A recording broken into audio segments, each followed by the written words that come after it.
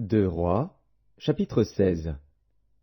La 17e année de Pékar, fils de Remalia, Akaz, fils de Jotham, roi de Juda, régna. Akaz avait 20 ans lorsqu'il devint roi, et il régna 16 ans à Jérusalem. Il ne fit point ce qui est droit aux yeux de l'Éternel, son Dieu, comme avait fait David, son père. Il marcha dans la voie des rois d'Israël, et même il fit passer son fils par le feu, suivant les abominations des nations que l'Éternel avait chassées devant les enfants d'Israël. Il offrait des sacrifices et des parfums sur les hauts lieux, sur les collines et sous tout arbre vert. Alors Retsin, roi de Syrie, et Pékar, fils de Remalia, roi d'Israël, montèrent contre Jérusalem pour l'attaquer. Ils assiégèrent Akaz, mais ils ne purent pas le vaincre. Dans ce même temps, Retsin, roi de Syrie, fit rentrer Élat au pouvoir des Syriens. Il expulsa d'Élat les Juifs, et les Syriens vinrent à Élat, où ils ont habité jusqu'à ce jour. Akaz envoya des messagers à Tiglath-Pileser, roi d'Assyrie, pour lui dire « Je suis ton serviteur et ton fils.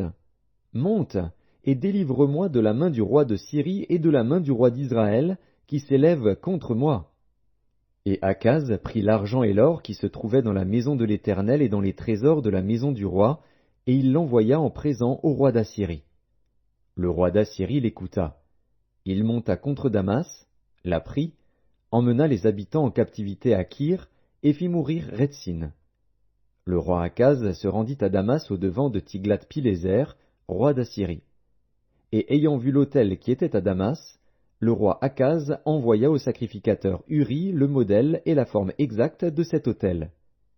Le sacrificateur Uri construisit un autel entièrement d'après le modèle envoyé de Damas par le roi Akaz, et le sacrificateur Uri le fit avant que le roi Akaz fût de retour de Damas. À son arrivée de Damas, le roi vit l'autel, s'en approcha et y monta. Il fit brûler son holocauste et son offrande, versa ses libations, et répandit sur l'autel le sang de ses sacrifices d'action de grâce. Il éloigna de la face de la maison l'autel d'airain qui était devant l'Éternel, afin qu'il ne fût pas entre le nouvel autel et la maison de l'Éternel. Et il le plaça à côté du nouvel autel, vers le nord.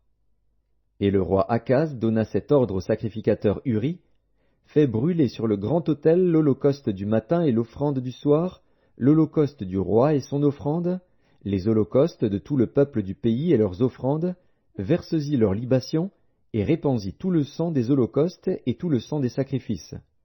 Pour ce qui concerne l'autel d'airain, je m'en occuperai. » Le sacrificateur Uri se conforma à tout ce que le roi Akaz avait ordonné.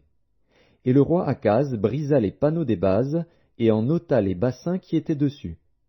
Il descendit la mer de dessus les bœufs d'airain qui étaient sous elle, et il la posa sur un pavé de pierre. Il changea dans la maison de l'Éternel, à cause du roi d'Assyrie, le portique du sabbat qu'on y avait bâti et l'entrée extérieure du roi. Le reste des actions d'Akaz, et tout ce qu'il a fait, cela n'est-il pas écrit dans le livre des chroniques des rois de Juda? Akaz se coucha avec ses pères, et il fut enterré avec ses pères dans la ville de David. Et Ézéchias, son fils, régna à sa place.